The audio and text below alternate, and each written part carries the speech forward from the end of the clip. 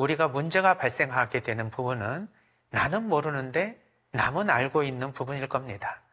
다른 사람들은 다 보고 있는데 나만 못 보고 있어서 내 자신을 제대로 알 수 없어서 다른 사람들과의 갈등이 더 많이 심해지게 되는 이 모습, 이것을 어떻게 알아보고 탐색할 수 있을까요? 그리고 그것을 안다는 것은 얼마나 큰 의미와 중요성이 있을까요?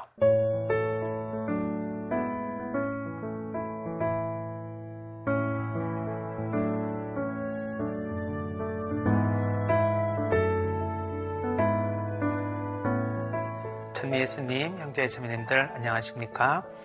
오늘은 내 자신이 나의 삶을 살아가고 있는데요. 진정한 내 자신이 되어야 된다. 내 자신을 알아야 된다. 이런 얘기도 가끔 듣게 됩니다. 그런데 너무도 추상적이고 이렇게 딱 머리에 와닿지 않는 이야기일 수 있습니다.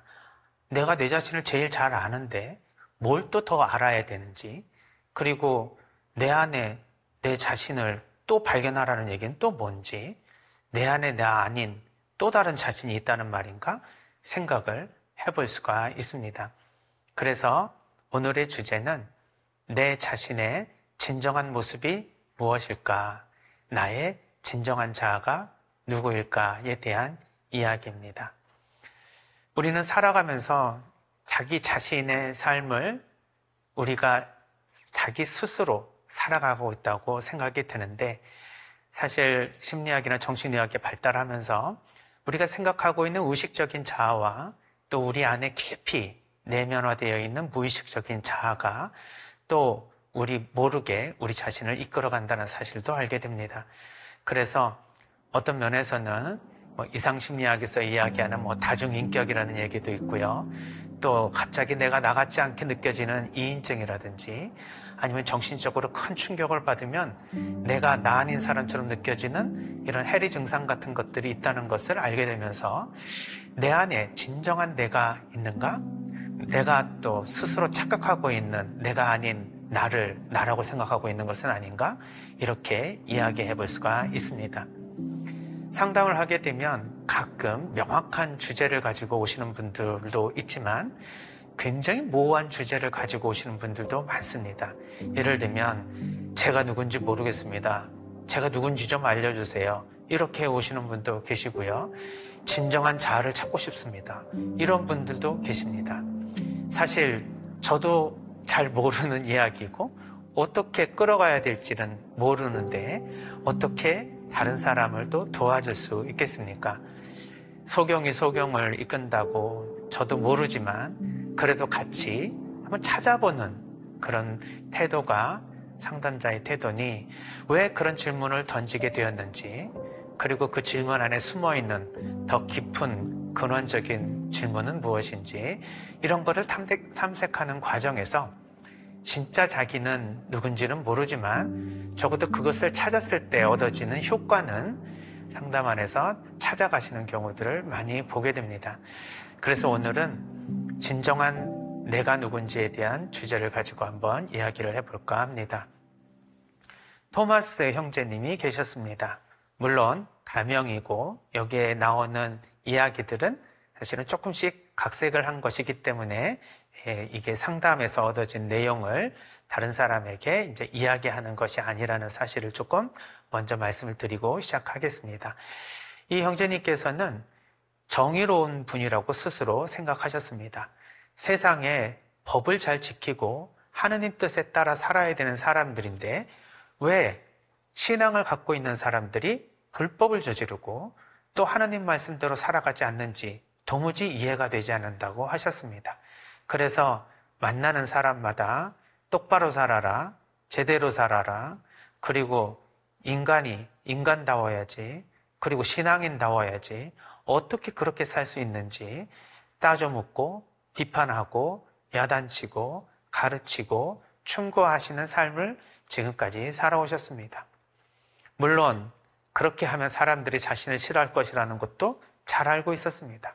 그러나 하느님 뜻대로 사는 것이 중요하지, 인간에게 인기 있고 인간관계가 서로 좋은 게 좋은 것이라고 살아가는 게 그게 좋은 것은 아니라고 생각하기에 당신은 사람들에게 인기를 얻고 사람들에게 좋은 평가를 받기보다는 하느님 뜻에 맞고 하느님 보기에 좋은 사람이 되고 싶어서 사람들이 싫어해도 자신이 해야 될 소리를 열심히 최선을 다해서 하고 오셨습니다. 그런데 사람들은 점차로 자기를 비난하는 것을 넘어서 이상한 이야기를 하게 됩니다. 토마스 형제님 자신을 좀 잘 들여다보라는 이야기를 자꾸 들었습니다. 그리고 왜 본인은 자기 자신을 모르느냐고 그런 얘기를 많이 들었습니다.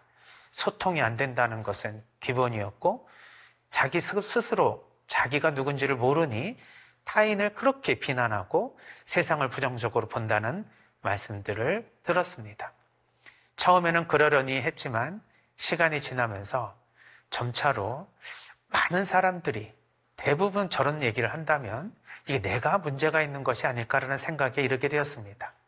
그러나 지금까지 나는 잘못 살지 않았고 정의롭게 올바른 삶을 추구하고 살았는데 내가 뭘 잘못했지?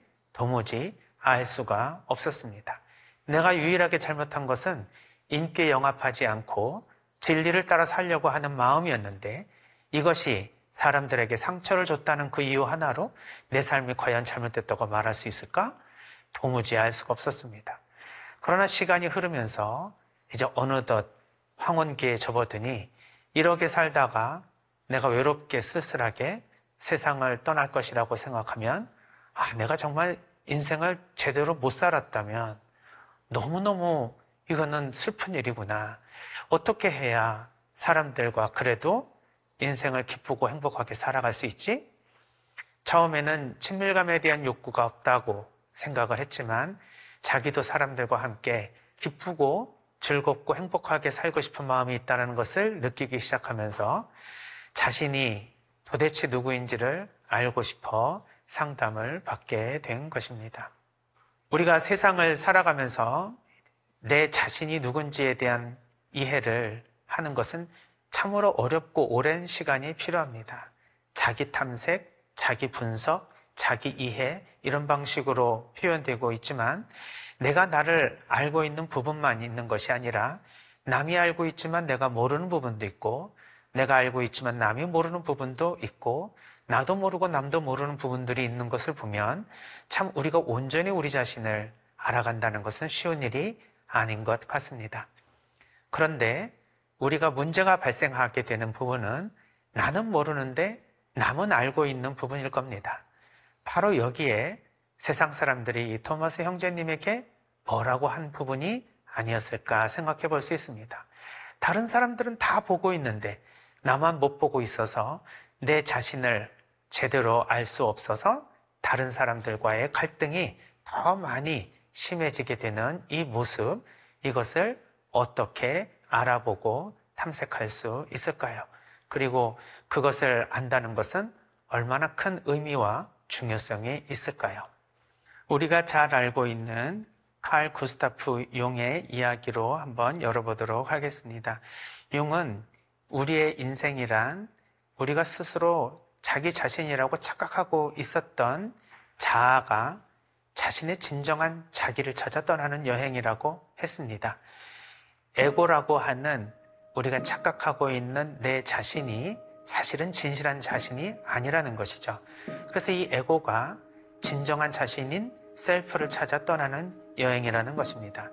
그러면 어떤 것이 거짓자기고 어떤 것이 참 자기일까요?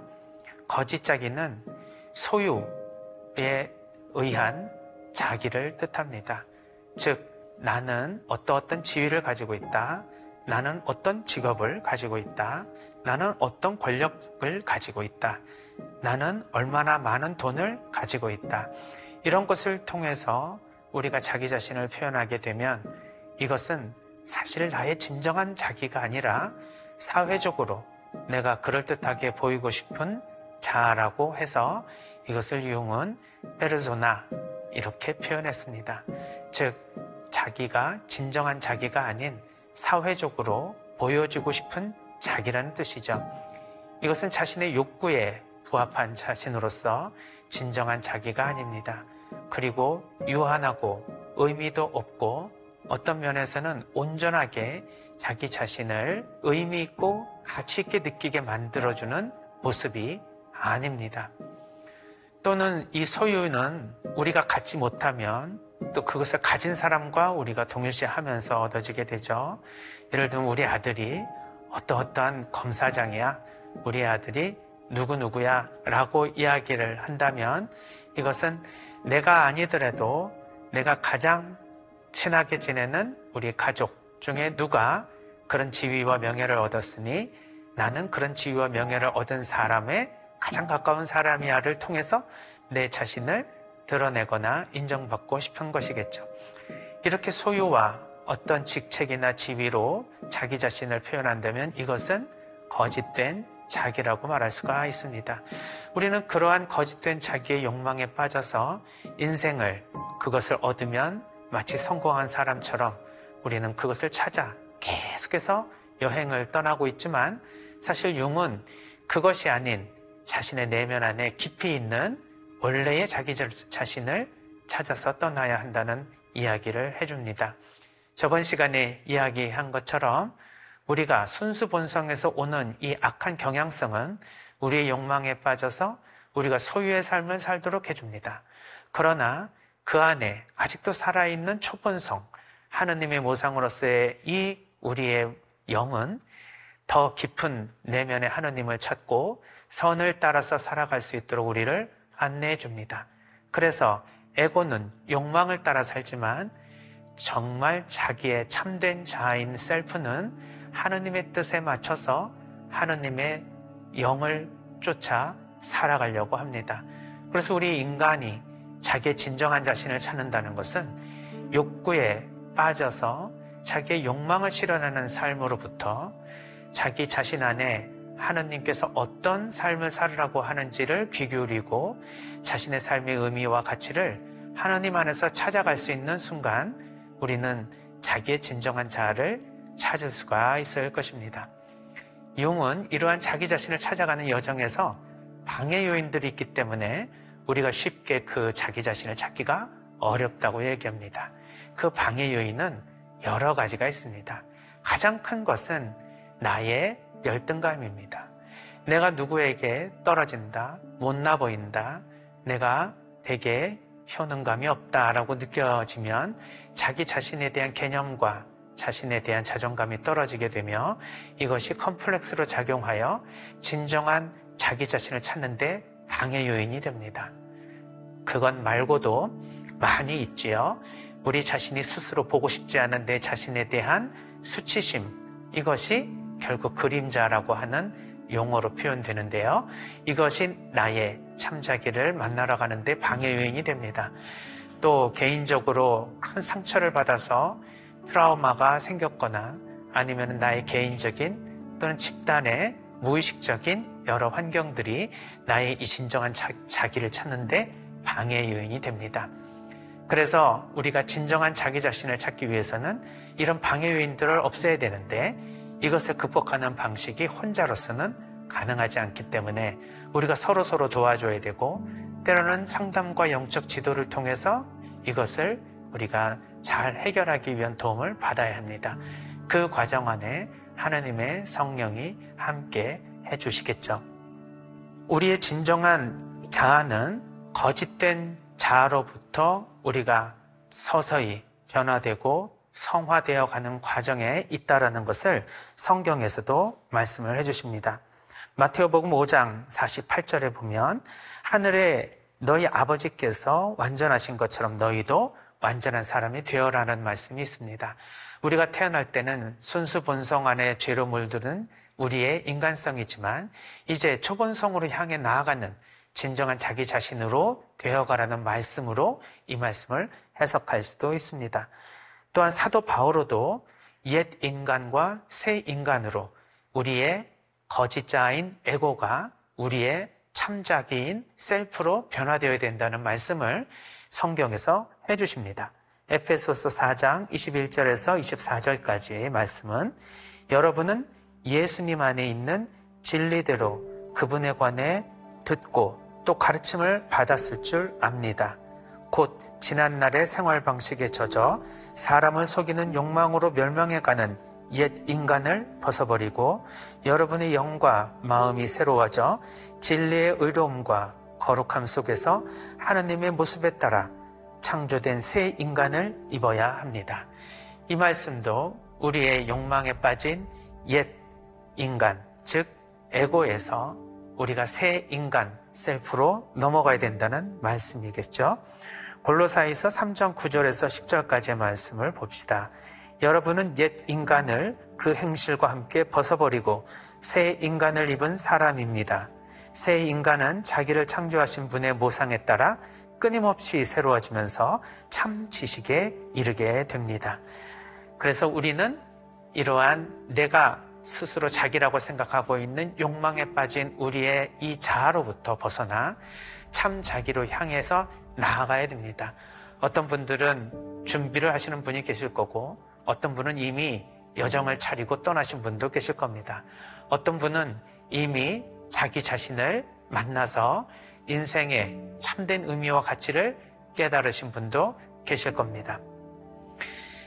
토마스 형제님은 아직 자기 자신이 진정으로 누구인지에 대한 개념이 없는 상태에서 이렇게 내가 스스로 생각하고 있는 내 자아가 결국 온전한 내 자아가 아니라 그것에서부터 벗어나서 진정으로 하느님이 영이 머무시는 자기 자신을 찾아야 한다라는 그 어떤 인생의 과제가 다른 사람의 말을 통해서 먼저 시작이 되고 자기 자신이 그 말을 계속 곱씹고 내가 뭔가 문제가 있는 삶이 아니었을까를 성찰하면서 첫 번째로 자기의 진정한 자아를 찾기 위한 여정을 시작하러 상담실에 온 분이라고 볼 수가 있습니다.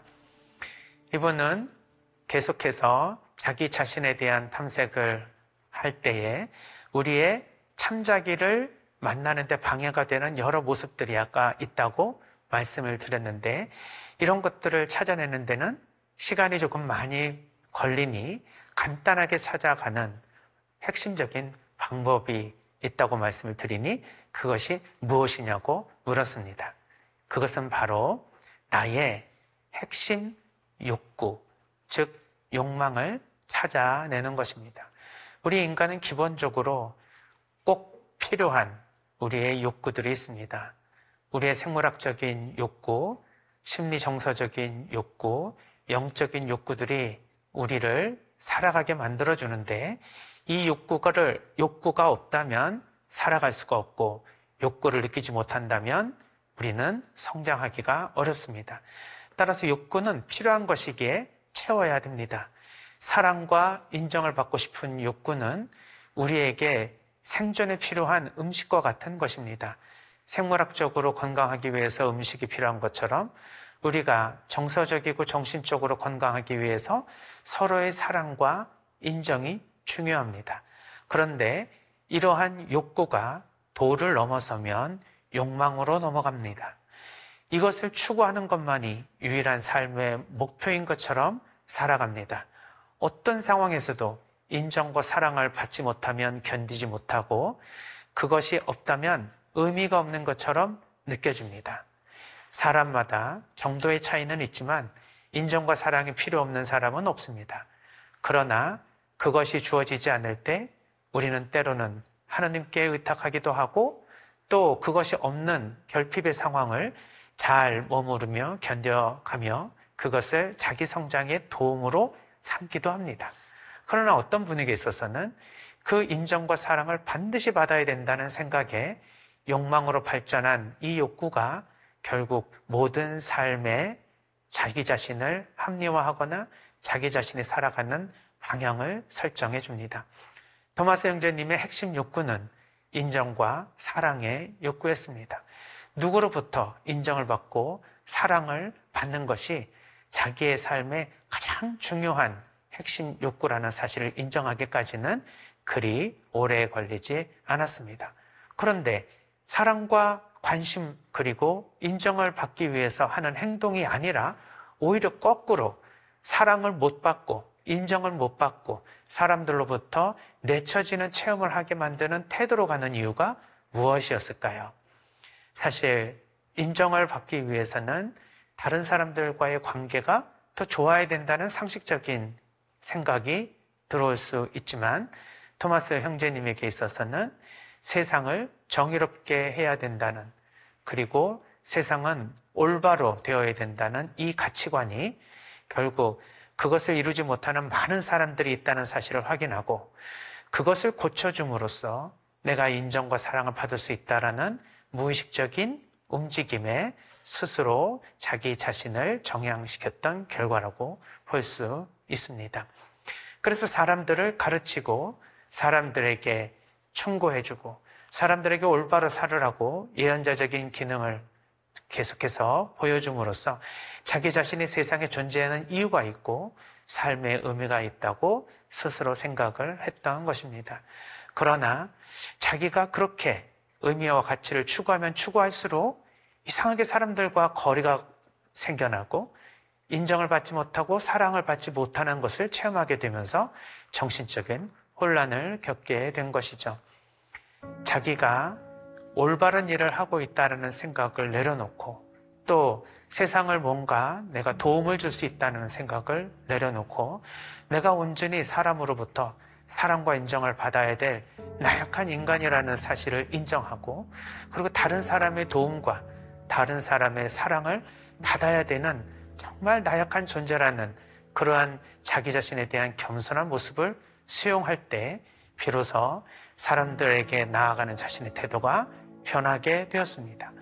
이것을 인정한다는 것은 결국 내가 다른 사람으로부터 사랑과 인정을 받으려고 하는 그 욕구에 의해서 오히려 사람들에게 의미 있고 가치 있는 행동을 해야 되겠다는 생각에 사람들을 가르치는 태도가 있었지만 내 자신이 진정으로 사람으로부터 도움을 받아야 된다는 그런 핵심 욕구를 내가 깨닫게 되는 순간 나의 참된 자기에 대한 이 통찰이 결국 사람으로부터 나아가는, 사람을 향해 우리가 나아가는 우리의 태도가 달라지게 된 것입니다.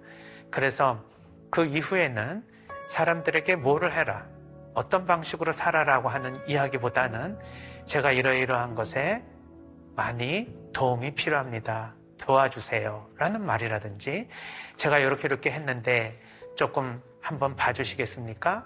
이렇게 사람들로부터 오히려 내가 말을 하는 것이 아니라 사람들로부터 말을 내가 청해 들으려고 하는 마음가짐을 가지게 되었습니다. 그러다 보니 점차로 자기를 떠났던 사람들이 가까이 오고 왜 이렇게 갑자기 사람이 변했냐는 이야기를 들으면서 자기 자신이 여태까지 들어보지 못했던 따뜻한 사랑과 관심, 지지를 해주는 이야기를 듣게 되면서 자기가 기도 안에서 왜 이제까지 내 자신을 모르고 내가 다른 사람 앞에 떳떳하게 그리고 잘 살아가고 있다고 생각을 했는지 모르겠다. 이것을 회개하고 다시 겸손한 마음으로 내 자신을 돌아보게 되니 얼마나 내가 교만하게 살았는지를 모르겠다고 고백하게 되었습니다. 이 고백의 순간, 회개의 순간은 바로 자기의 진정한 자신을 만나는 순간일 것입니다. 이 자기 자신의 진정한 순간, 이 자신은 결국 내가 무엇을 했다라기보다는 내가 온전히 내 자신이 누군지를 인정하고 받아들이고 그것을 고백할 때 생겨나는 현상입니다.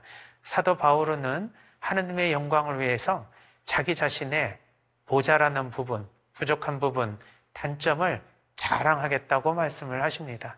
세상에 자랑할 게 없어서 자기가 잘못하고 부족한 모습을 자랑하겠습니까? 이것은 우리가 얼마나 나약하고 보잘것 없으며 다른 사람의 사랑과 인정을 필요로 하는 사람인지, 그래서 내가 다른 사람의 사랑을 요청하고 그분의 도움을 청하는 미약한 존재이니 우리가 서로에게 사랑을 필요로 하는 존재라는 걸 인식하고 겸손하게 사람에게 다가가는 모습이 될 수 있습니다. 이것을 통해서 우리는 스스로의 자신의 진정한 모습을 찾게 되고 그 진정한 모습을 통해 진정한 인간관계를 회복하며 그 안에 하느님을 찾을 수 있을 것입니다. 우리는 인정과 사랑을 받고 싶은 욕구가 너무 지나쳐 욕망으로 흐르는 삶을 살아갈 수 있는 나약한 존재입니다. 그럴 때 우리가 무엇을 함으로써 내 자신의 의미를 찾기보다는 내가 온전히 내 자신에 있는 그들의 모습으로 존재하면서 내 자신의 의미를 찾는 것이 중요하다는 사실을 잊어서는 안 됩니다. 무엇인가를 소유하고 무엇인가를 해서 내 자신을 인정받기보다는 온전히 사랑받고 온전히 내 안에 머물러 계시는 하느님이 계시기에 내가 진정으로 의미 있고 또 가치 있는 존재라는 사실을 깨닫게 될 때에 진정한 자기 자신을 찾고 잃어버린 사람과의 관계도 찾으며 잃어버린 하느님과의 관계도 회복될 수 있으리라 봅니다. 자기 자신 안에 거짓된 자기를 버리고 진정한 참 자기를 향해서 나아가는 인생의 여정에서 성령께서 함께 해주시어 우리의 진정한 모습 안에 서로가 서로를 진정으로 대할 수 있는 그날이 오기까지 우리가 최선을 다해서 노력하고 기도하며 실천했으면 좋겠습니다.